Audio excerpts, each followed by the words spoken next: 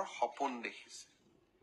কেইদিনমান আগত মাত্ৰ এডিআৰই পৰীক্ষা হৈ গৈছিল। ৰিজাল্ট দিব ফেব্ৰুৱাৰীৰ শেষ সপ্তাহত নহলে মাৰ্চৰ প্ৰথম সপ্তাহত।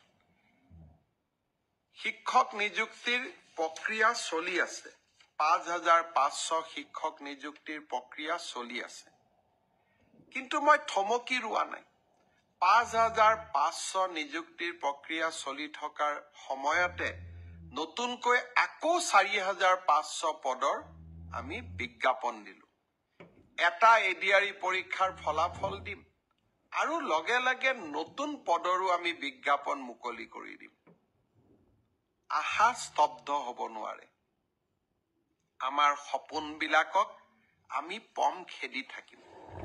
আৰু যিসকলে চৰকাৰী কৰ্মসংস্থাপন নাপাব তেওঁলোকৰ কাৰণে মুখ্যমন্ত্ৰীৰ আত্মনিৰ্ভৰ অসম, ছেমি কণ্ডাক্টৰৰ দৰে অজস্ৰ উদ্যোগ, আমি সকলোৰে বাবে এখন সপোনৰ অসম ভূমি আমি নিৰ্মাণ কৰিম। নতুন বছৰৰ আৰম্ভণিতে অলপ আশাৰ কথা কৈছো। অসমৰ